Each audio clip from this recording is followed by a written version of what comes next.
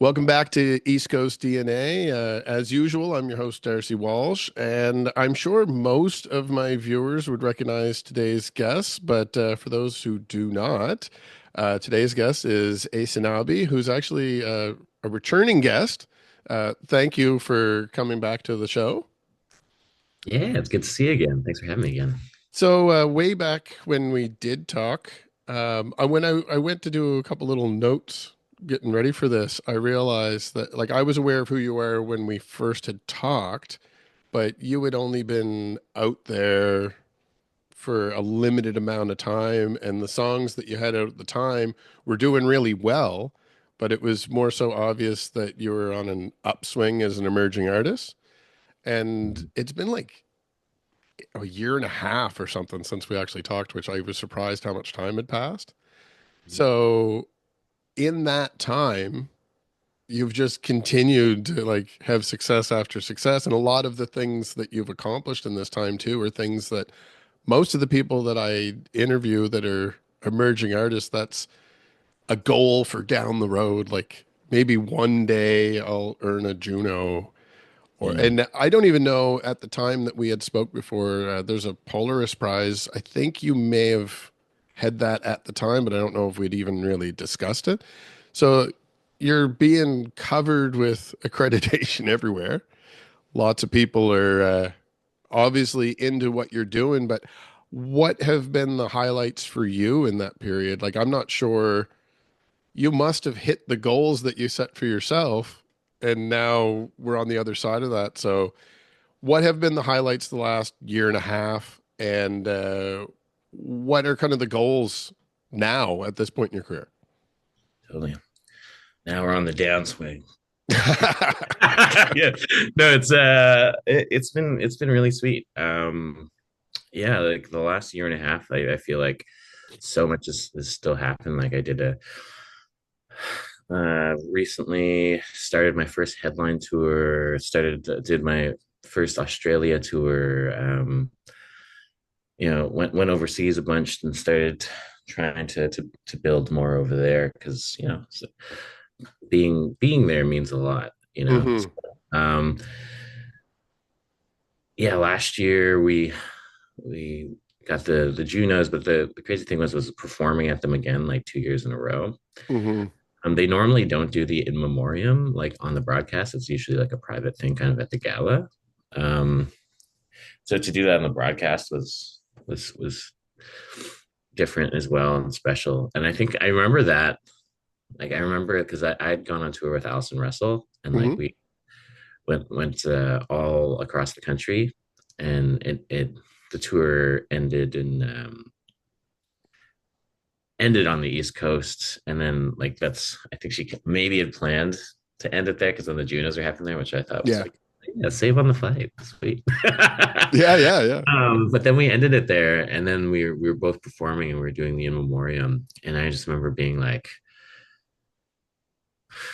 pretty nervous about it. I'm not gonna lie because like Yeah. it's playing my own song. It's if I make a mistake or something, it's fine. Like, but like when you're doing an in memoriam, like for Robbie Robertson and for Gordon Lightfoot, and their families are gonna be in the audience, Yeah. like the pressure of that was just like, oh, I really want to do like such a good job and make it as perfect as can be. So yeah, I remember the Junos in Halifax. I kept bumping into people, kept bumping into like Talk and the beaches, and like and they're all going to these parties, and I was just kind of like, oh, no, I cannot. I must like I'm working all weekend. I'm actually so were they. They had to play on Sunday too, Yeah. but they were playing their own songs, like Yeah.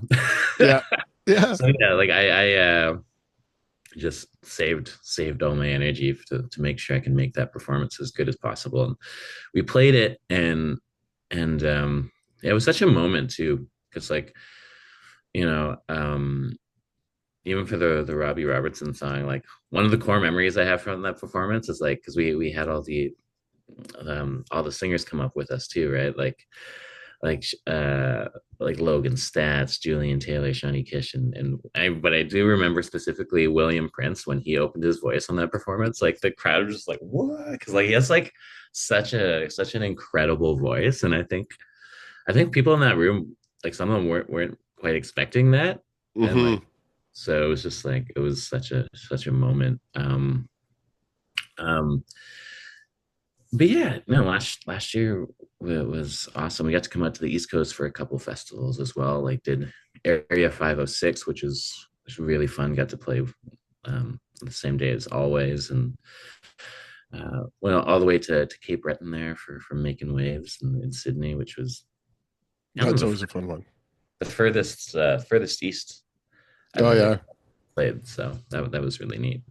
And when we did talk last time, you were on maybe your second tour down here because it was with Dan that you were opening for.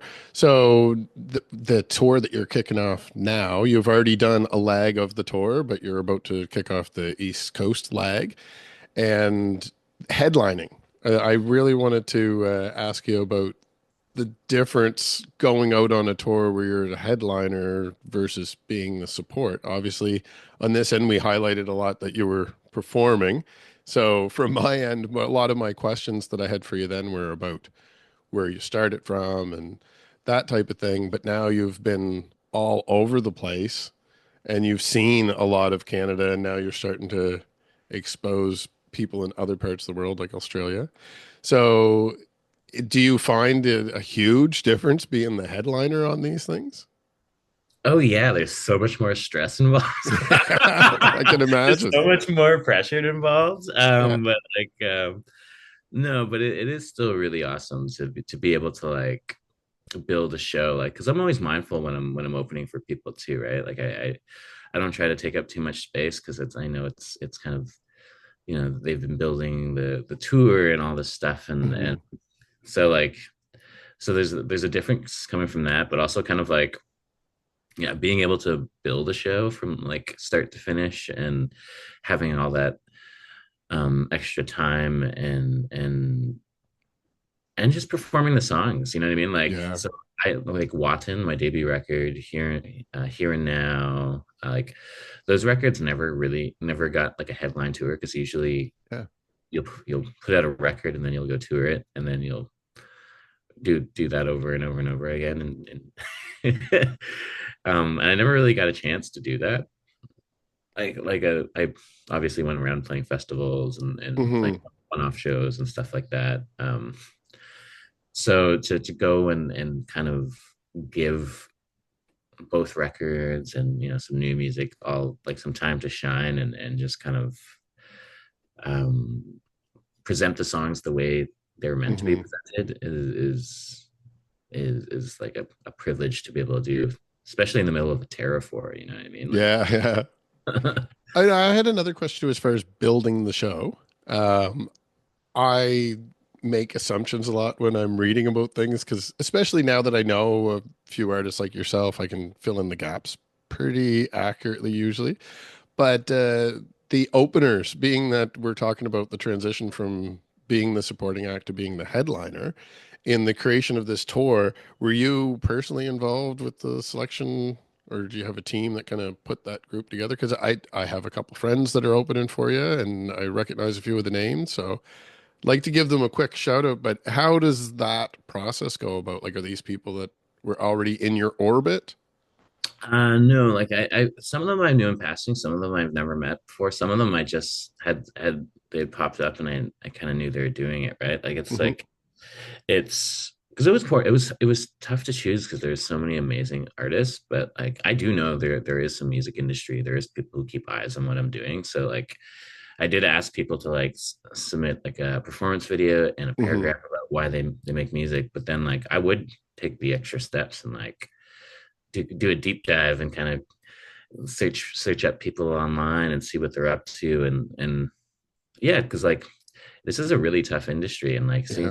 seeing people who like give it their all, who are so disciplined and putting so much work into their craft and out there and people who should have eyes on them nationally and internationally of what they're doing, like and are making moves to get to those next steps. Like that was all kind of informed, um, like kind of wanting to connect and for me to share any insights that I have that could help them Oh along. yeah, You know that's what I mean? amazing. Like It was wild because like yeah, like I grew up like I think I told you last time I grew up in the bush, Northern Ontario, with no Hmm. electricity. I had no idea how music career worked, right? I don't think that's many of their stories, but but like any insights I could share because like definitely when I was coming up in like it was very gatekeepy, even with Hmm. the Indige community. Like there's this scarcity mentality, and not a lot of people like wanting to like share their. So it's like when when I moved to Toronto and met Shoshona and Amanda and all these incredible artists and found this community that was trying to build this healthy space where everyone can thrive and grow, and that's really rubbed off on me, and that's something I do in my practice too. I'd love to hear that, especially being that you were. I don't want to. I hate when I compliment people in the luck that they had because it undermines the discipline and effort that they put in it. So I don't mean that at all. But you have had luck in your career in that you had a lot of early successes. So it's nice that with that you brought the mentality of collaboration and support because a lot of people would just be like, well, obviously I'm doing well because I'm great. And you wouldn't feel the need to necessarily help out others. I think it's maybe a Canadian thing. I can't really say I'm biased. I've spent my entire life here, but it is wonderful to see. And obviously, I encourage that for yourself and any other artists out there. So I do want to ask uh, with the awards that you won being for recordings that happened a little bit ago now, and now that you are at the level that you have a list of accreditations and that you are headlining, what are the plans after the tour? Are you planning on finding more tour dates and like just getting back out there, or are we recording some new material to maybe put a new album together? Oh, just keep your ear to the ground. Yeah. We got some incredible announcements coming next month. And so yeah, like I think the plans for the year are basically set out. It's the new year that I'm looking towards now. I just got back from Australia, so already kind of planning to go back there for next year, Amazing. next January. So I guess that is like something that's still in the planning stages. I think yeah, it was because it was awesome. We had like a really good time at Woodford Folk Fest, and our connection there too was kind of like just a champion we have from the East Coast. Chloe, who is you know married to one of these pointers there, who unfortunately passed away recently. Hmm. Um, but because Woodford is such like a massive like they love Canadians there too. Like I think there was a bunch of us over there this year. Hmm.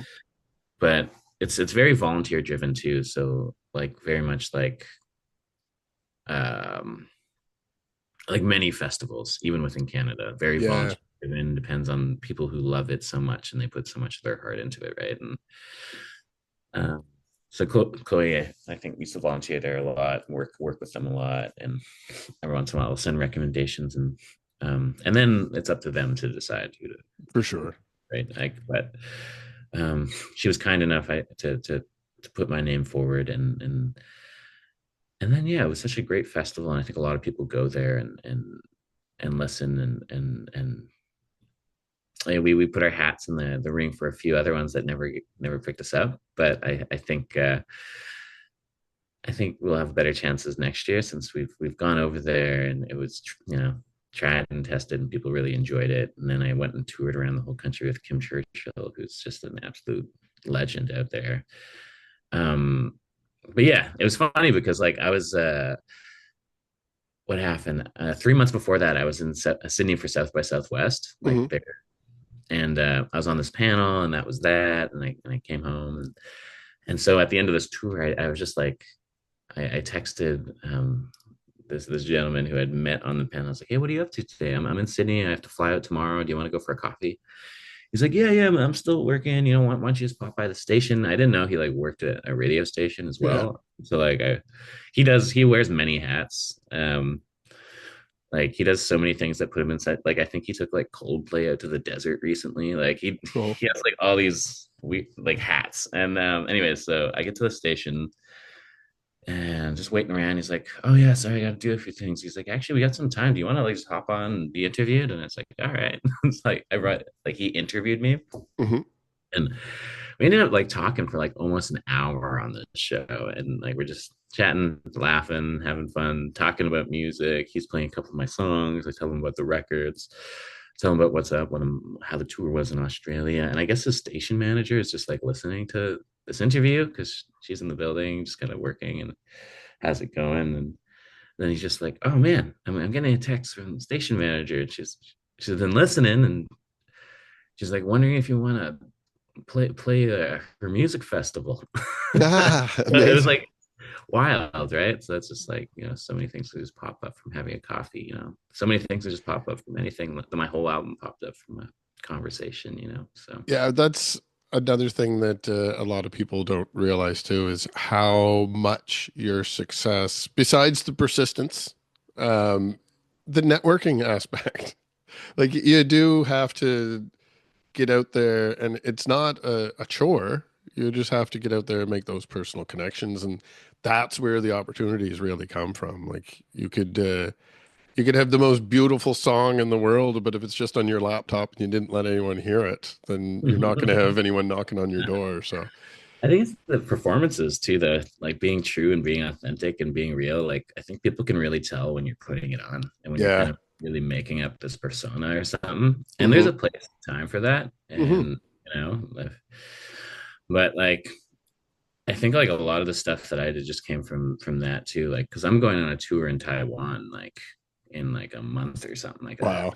And it was like this person who just saw me play at the Mission Folk Fest in BC like 2.5 years ago, and they've been trying to get me there ever since because they just like believe in the project so much just from that seeing that one performance. And like Wow. that was just me and my acoustic, and I was telling stories and whatnot.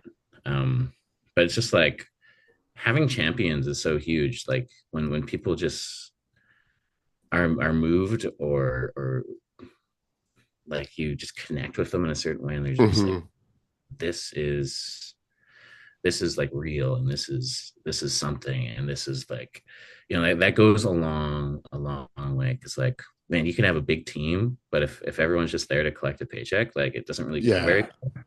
like if you have like one champion, that is just absolutely priceless. Like they because then you have two people who are working at 100%, right? Yeah. Yeah. It isn't one of those things where it's like, this person now gets to work at 50%, and this person, it's like everyone's not there 100%. Right. And it's just like that's so much magic happens in those spaces, because like yeah, it's a tough industry, and it's Now, I'm curious with like international dates Mhm. within Canada. I know that a lot of, especially the initial like public relations speak for what you were doing. It was really being marketed around representation of being Indigenous.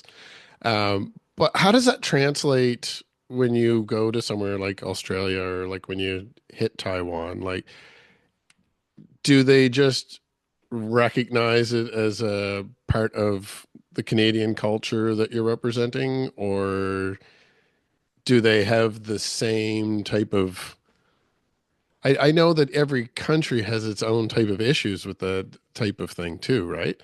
And some people are a little bit more welcoming than others, but I am curious like how the representation translates into a country that's outside of Canada. Yeah, it's wild because I mean it's different, like I was at this music conference in Europe, and I played, I showcased, and then I went to like all the booths, and it was like, um, it was very traditional music festivals, like traditional folk music, traditional drums, and like I walked around, I was like, oh, I don't fit in any of these because I'm like, I'm not sure if some people maybe showed up to my showcase and expected me to have like a hand drum or something. Yeah. Like I do contemporary music, right? And Hmm. so it was still really cool connecting experience, but like that was something where it's like, okay, maybe there's should have been like some more research done into this. But then like, yeah, as far as going there and going in market and going to play and connecting with people, because I when I went to Australia, I was really curious on how the music would be received, right? Because Hmm. I went into that knowing that they had like that massive referendum recently where Indigenous folks wanted to have like a stronger say in politics, a stronger say in the voting system. And the way it works in Australia is like everyone has to vote, like the whole Hmm. time. If you don't vote, you actually get like fined. So like the voter turnout rate is pretty massive. And I was like, man, Yeah. I think we need to adopt over here. Yeah. like Yeah. Really. so so everybody has to vote or does vote or they get like a big fine. And unfortunately, the country voted against it. Uh, They voted against giving indigenous people a stronger voice, and or Aboriginal people. Like that was an interesting thing, which I still need to talk to more like First Nations in Australia about. Because I was at hmm. this conference, and there's two people arguing. They're like, "Oh, we don't say Indigenous here. That's we say Aboriginal." And then someone's like that person's from Australia, and then the other person from Canada is like, oh no, no, no, no. We use Indigenous, capital I, and bless their hearts, they were both white people. Like just Yeah. and it was like so it was so heartwarming to just see them like defending. I was like, those are both English words. Yeah. But either way, it was like really endearing. Anyways, I digress. I went I went there with that in mind, and I was going to like a lot of regional areas, right? So I was like very curious of like how the stories would be received and how the context of the songs and um but it was the same, Yeah. you know. It was like there's a lot of actually it was more so when I told the stories. Like Oh, cool. there's some shows where like it didn't really like maybe seem like the vibe. Like so we played festivals, we played theaters, we played these pubs, we played these intimate stages in the forest, you know, like Hmm. um and you'd read the room, right? Like in this kind of rowdy pub gig where, you know, everyone's like crushing beers and stuff. Like it wasn't quite sure if I was gonna bring my grandfather's story into Yeah. these Yeah. moments, right? So um but yeah, you know, even in one place I did, and like people came up afterwards and were just so moved, and like people were just like, wow, that was like I cried, and like I you really like made me brought me to this place and made me feel something, you know, and like, but I think because there's also such a shared history between Australia and Canada, like when you kind of look at like colonization and all that, like it's pretty similar. So I think like Hmm. that sort of thing is very, and especially what's happening in Australia seems like kind of what was happening in the Canadian music industry like 5 years ago. Yeah. Some common themes. Mm-hmm. Maybe it'd be interesting to see where they go with it too, if they're kind of follow suit or lessons learned type thing.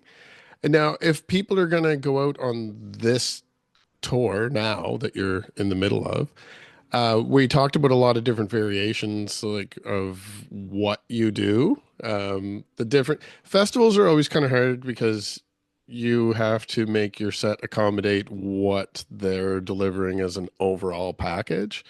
But you mentioned pubs and you mentioned theater seatings, and I know that you've done huge showcases that have been shown on TV, as we've mentioned. So for this East Coast leg of your tour, I believe they're all like theater style shows for Yeah, yeah. region. Yeah. Well, yeah, So yeah. what can people expect? Like it's you mentioned you also that you can do a solo acoustic performance, but you'll also perform with a full band. So what can people expect on this East Coast leg of the tour?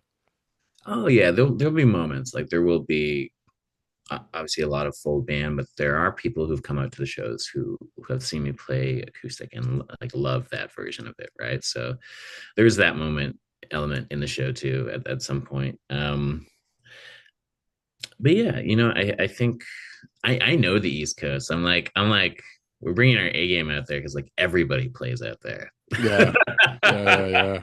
I know there's gonna be like 8 guitarists in the audience being like, yeah. So like, um, but yeah, no, I honestly I'm just excited for all the moments. Like we've been like the feedback has been really nice. Like we a lot of people have been um sharing some really nice stories and really nice moments and I think the last one this girl was just like, yeah, it's like really rare that you hear an artist who's like way better than or that's better than their recordings, but that's it's like they 100% or 1,000% or whatever.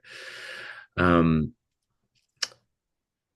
but yeah, I think it just shows where we're at too. Like the Yeah. show is much more elevated. The show is much more, I don't want to say like professional, but like it's we put work into it, we put time into it, and we put thoughtfulness into it. And so I'm really excited to be able to bring like this whole project out there.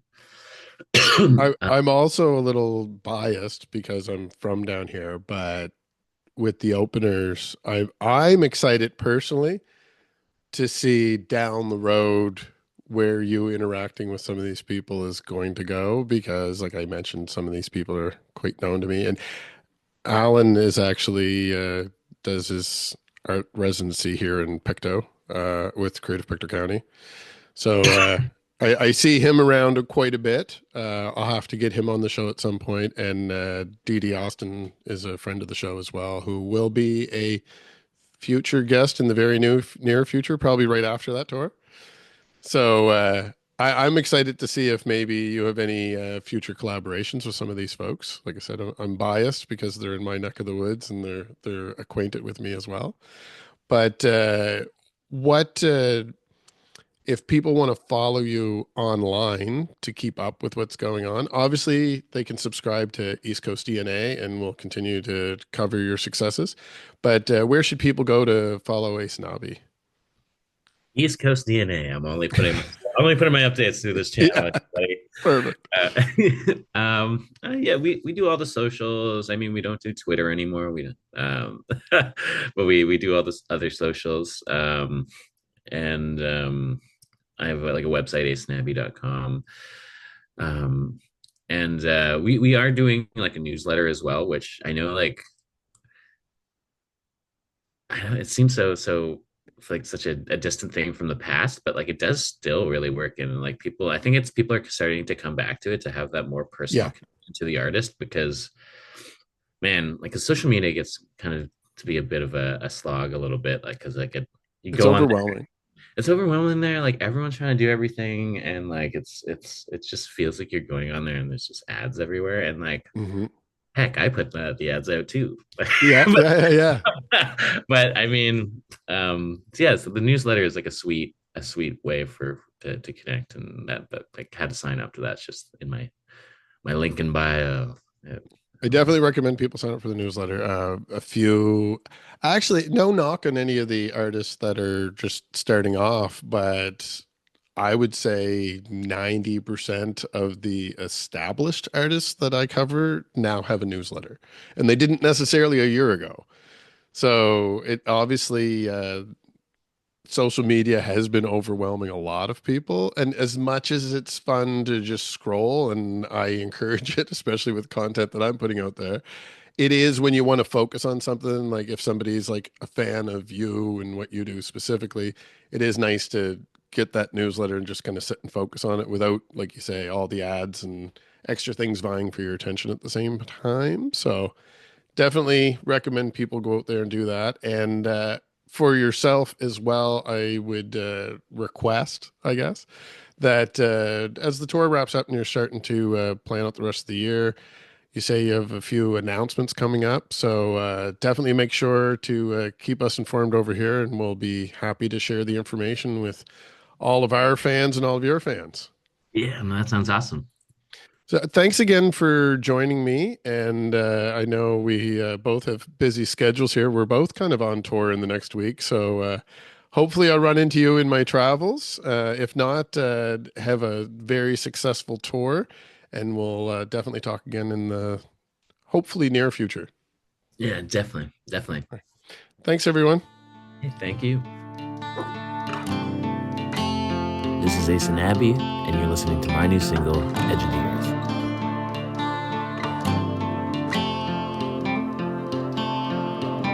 The echoes of you, they don't reach over here. The further I get, they all disappear. There's distance between who I was and am now. No walking in circles or turning around. Now it feels like in a clear mind. I don't care either way, won't go back to that place for the first time. Walking to the edge of the earth, and I still haven't thought of you. Walked away from all of the earth that I kept running to. Needed something new. Another stranger in the window seat. Now I'm humming words on a crowded street.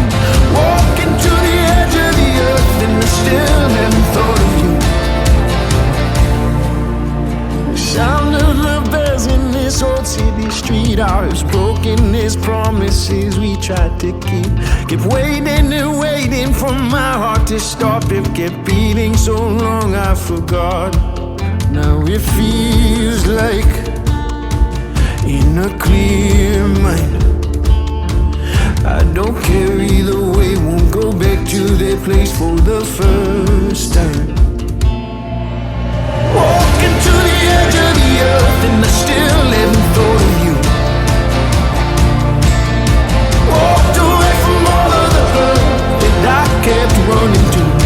Needed something new. Another stranger in the window seat. Now I'm humming words on a crowded street. Walking to the edge of the earth, and I still haven't thought of you.